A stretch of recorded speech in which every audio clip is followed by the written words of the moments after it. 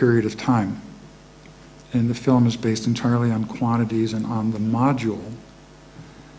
So the film is 1/4 sync, 1/4 MOS, 1/4 wild, and 1/4 the null case. And this is completely deliberate and very important in that the film insists on the absolute equivalence between these things at the level of the quantities in which they're represented in the film.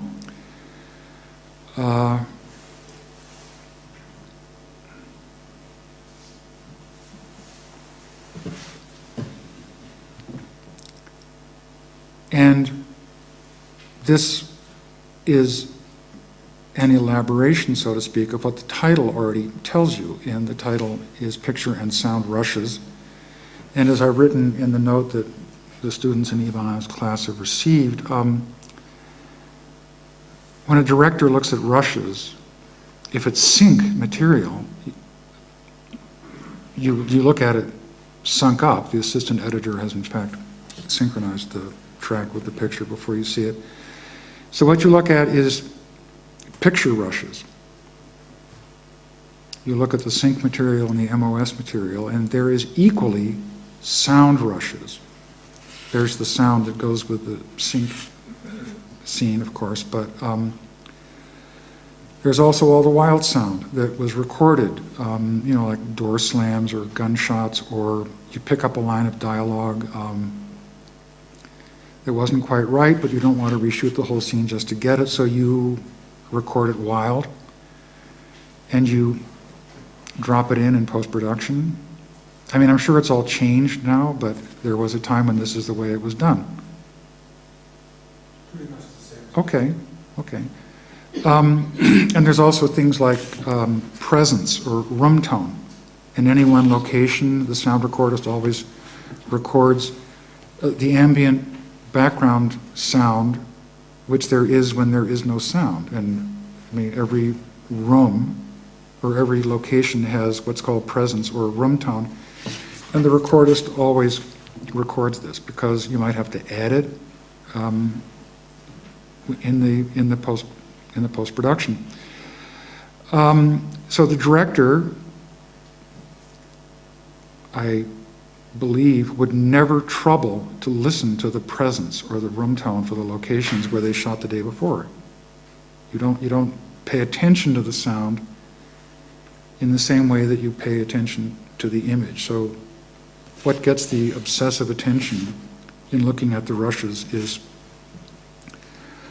picture material, and what gets far less attention, if in fact the director listens to it, is the sound rushes, and particularly examples like presence or room tone, which I'm guessing a director wouldn't look at, because it just goes without saying. You entrust the competence of the sound recordist to get the presence, and that's that, and it will be there when you need it.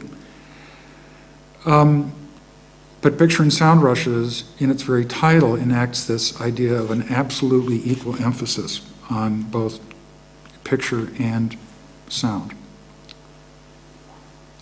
And this is elaborated and instantiated in the film. Now,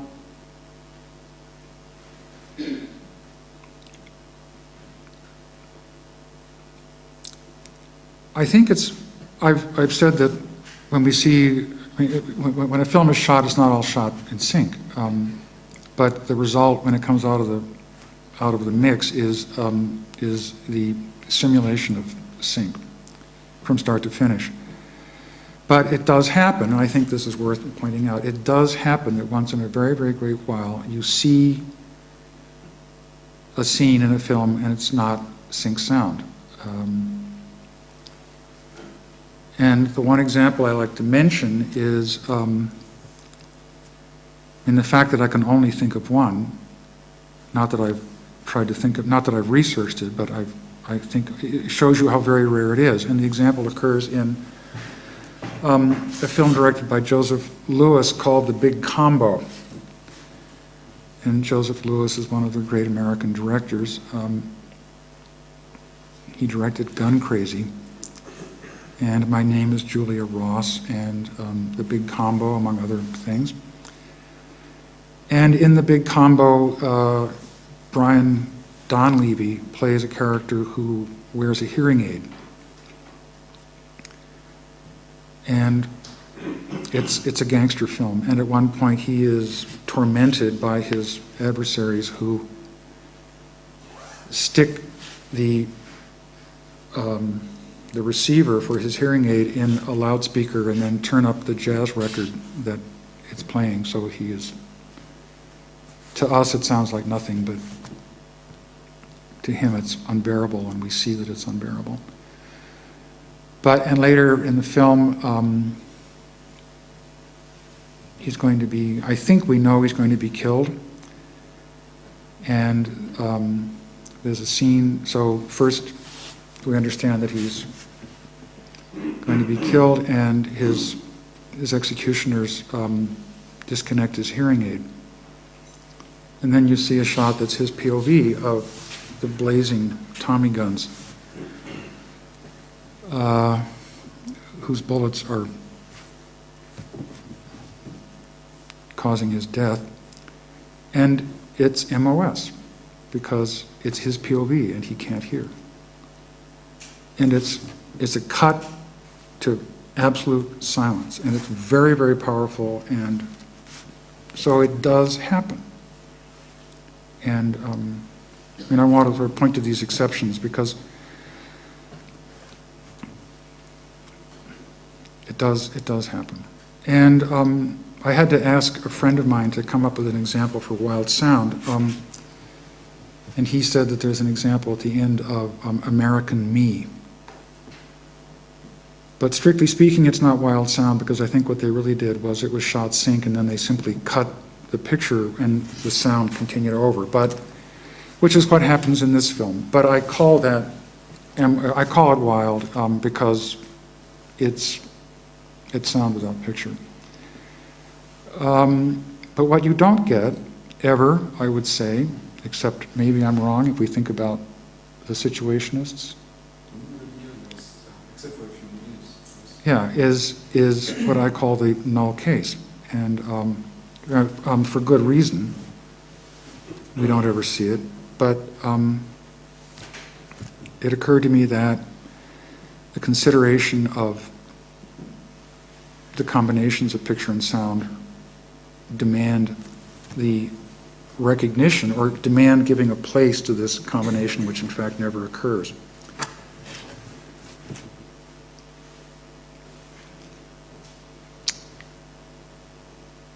So I think that's what I have to say about picture and sound rushes.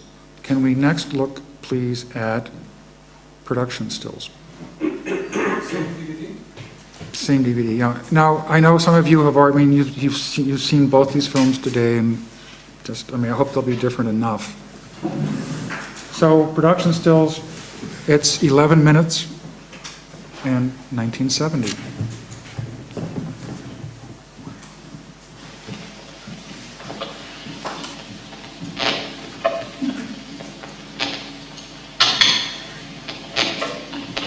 Put on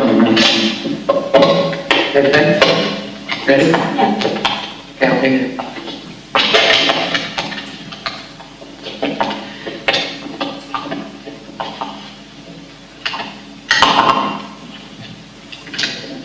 Speak up.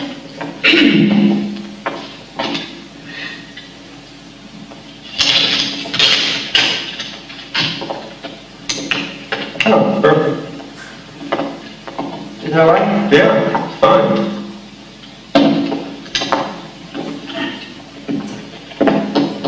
Yeah, it's a very good balance.